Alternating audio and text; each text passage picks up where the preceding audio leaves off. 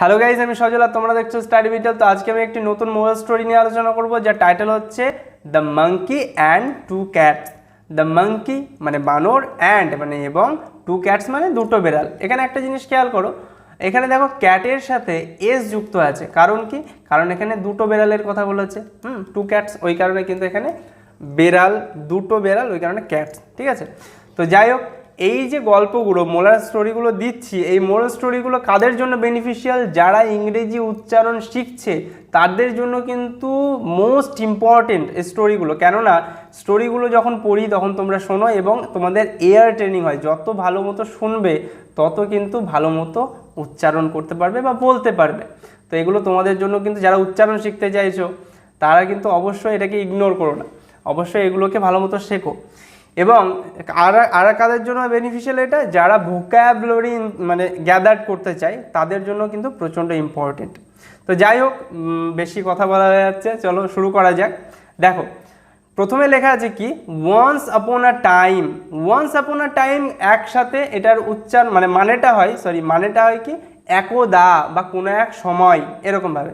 তো কোনো এক সময় বা একদা, টু ক্যাটস দুটো বেড়াল, ফাউন্ড এই শব্দটা দেখো, ফাউন্ড মানে খুঁজে পাওয়া, খুঁজে পেয়েছিল আ পিস অফ ব্রেড কথার অর্থ কি? রুটি, মানে একটি রুটির টুকরো। পিস কথার অর্থ হচ্ছে টুকরো, আ পিস অফ ব্রেড মানে রুটির টুকরো।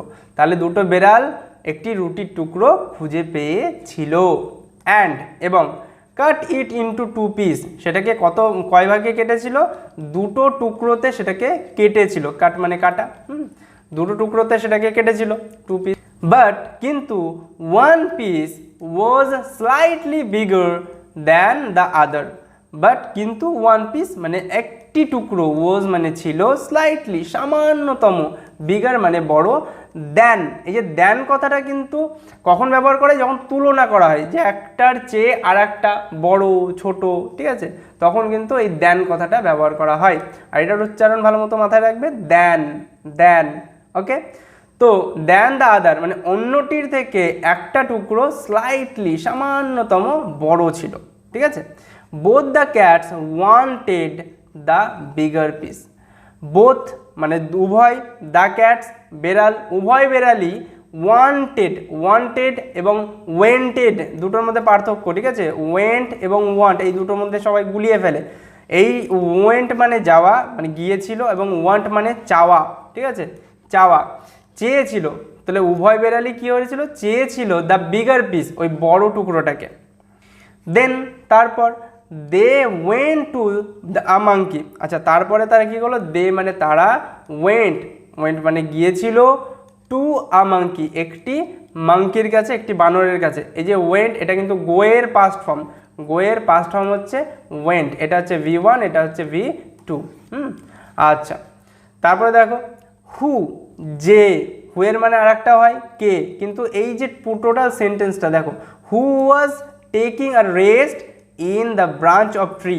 এই টোটাল সেন্টেন্সটার মধ্যে কিন্তু কোনো জায়গায় মানে শব্দের শেষে, মানে বাক্যের শেষে কোশ্চেন মার্ক নেই। যদি বাক্যের শেষে কোশ্চেন মার্ক থাকতো তবে কিন্তু এটার উচ্চারণ কে এরকমভাবে হতো। যেহেতু কোশ্চেন মার্ক নেই, ফুল স্টপ দিয়ে শেষ হচ্ছে, ওই কারণে এটার মানে হবে যে ওয়াজ ছিল, টেকিং আ রেস্ট, কি করছিল সে? টেকিং গ্রহণ করছিল, আর রেস্ট মানে বিশ্রাম নিচ্ছিল।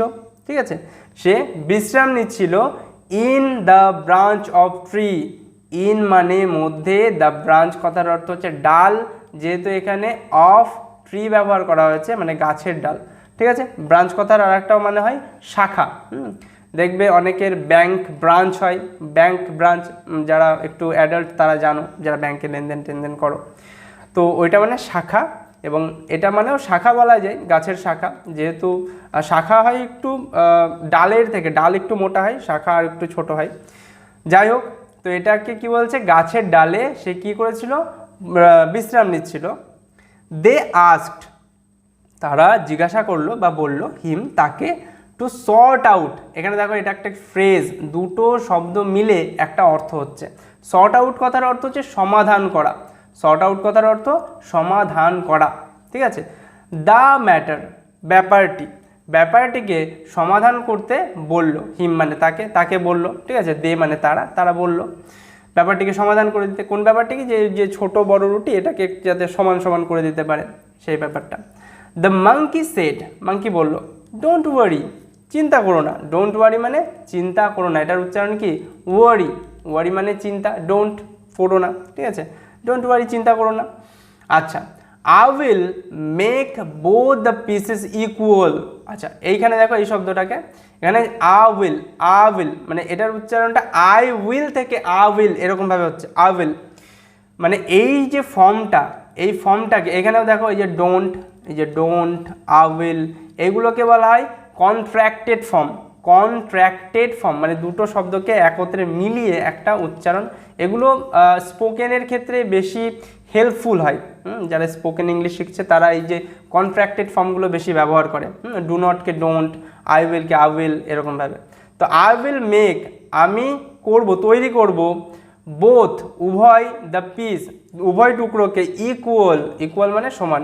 আমি দুটো মানে উভয় পিসকেই, উভয় টুকরোকেই ইকুয়াল করে দেবো, সমান করে দেবো। কে বলছে? বানরটি বলছে। দেন তারপর ইট টুক আ বাইট, তারপর কি করলো? ইট টুক আ বাইট মানে বাইট কথার অর্থ কি? কামড় বসানো।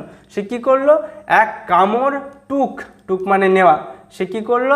এক কামড় নিল, ফ্রম মানে থেকে, দ্য বিগার পিস যে বড় পিসটা ছিল, টুকরোটা ছিল, সেখান থেকে এক কামড় সে নিয়ে নিল, ঠিক আছে? মানে এক কামড় খেয়ে ফেললো আর কি। বাট কিন্তু this made the other piece larger.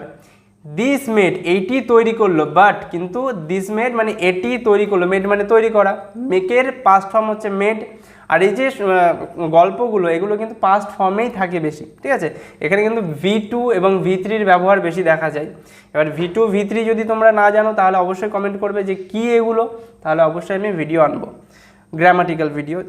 যাই হোক, বাট দিস মেড এটা তৈরি করলো, দ্য আদার পিস লার্জার মানে অন্য পিসটিকে বড় করে দিল। কারণ কি? যে বড় পিসটা ছিল সেটা থেকে তো এক কামড় খেয়ে নিল। এবার যখন ওই এক কামড় খেয়ে নিল তখন অন্য পিসটা বড় হয়ে গেল, ওই পিসটা ছোট হয়ে গেল। সুতরাং it took a bite from the other piece, তারপরে কি করলো? যেহেতু বড় পিসটা ছোট হয়ে গেল এবং ছোট পিসটা বড় হয়ে গেল, এবার তো সমান করতে হবে। ওই কারণে কি করলো? ইট took a bite from the আদার মানে অন্যটির থেকে, অর্থাৎ বড় যেটা হয়ে গেছিলো সেই অন্যটির থেকে সে কি করলো? আর এক টুকরো বাইট করলো। টুক আ বাইট মানে আর এক টুকরো খেয়ে নিল। দিস কন্টিনিউড, এটা কি করছিল? চলছিল। দিস মানে এটি, কন্টিনিউড মানে চলা, এটা চলছিল। টিল পর্যন্ত, কতক্ষণ পর্যন্ত? দ্য পিস বিকেম, পিস মানে ওই টুকরো, বিকেম মানে হয়ে যাওয়া, হয়ে গেল, ভেরি স্মল খুবই ছোট। যতক্ষণ না পর্যন্ত এটা খুবই ছোট হয়ে গেছিল ততক্ষণ কিন্তু এটা চলছিল। মানে ওই যে এটার থেকে এক কামড় খাওয়া, ওটার থেকে এক কামড় খাওয়া, একটা পিস বড় হয়ে যাচ্ছে, একটা পিস ছোট হয়ে যাচ্ছে, এটা কিন্তু কন্টিনিউয়াসলি চলছিল, ঠিক আছে? ওই কারণে বলছে this continue till the pieces became very small, যতক্ষণ না পর্যন্ত টুকরোগুলি অনেক ছোট হয়ে গেল ততক্ষণ পর্যন্ত এটা চলছিল।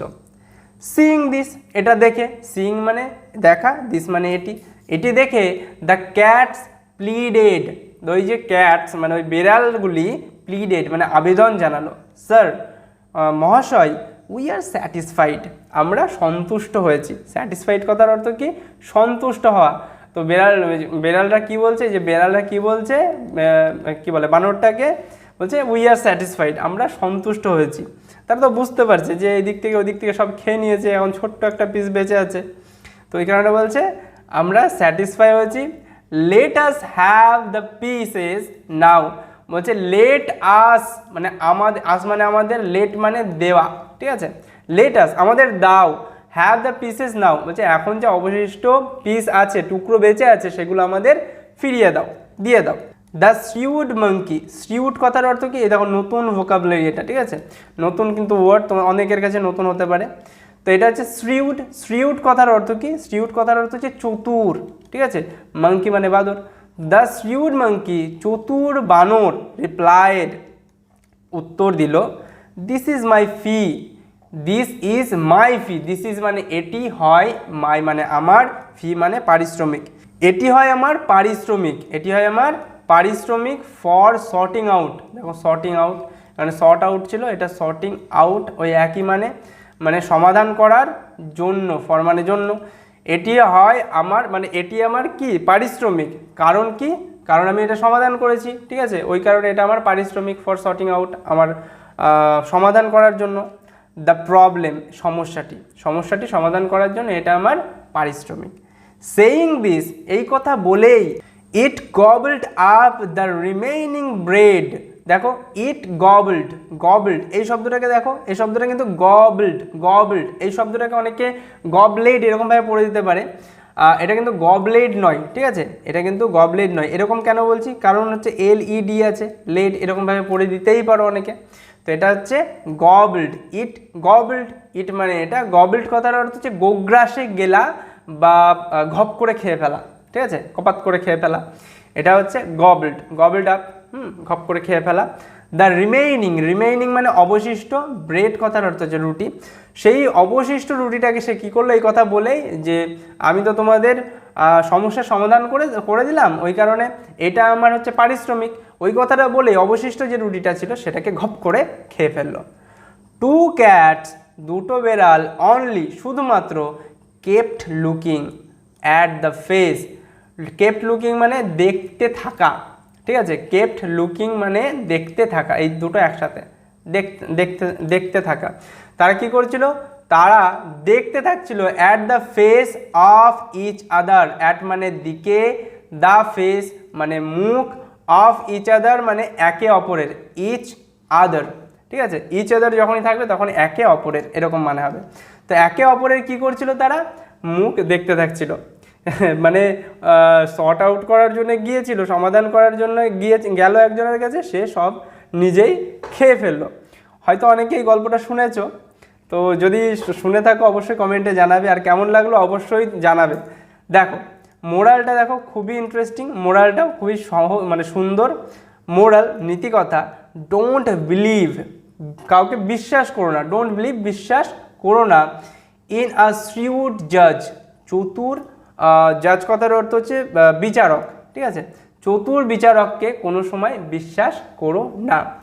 তো আই থিঙ্ক গল্পটা তোমরা বুঝতে পারলে, আর কেমন লাগলো অবশ্যই কমেন্টে জানাবে। তোমরা কমেন্ট করলে বা লাইক করলে আমরা একটু মোটিভেশন পাই এবং এরকম ভিডিও বানাতে ইচ্ছা করে।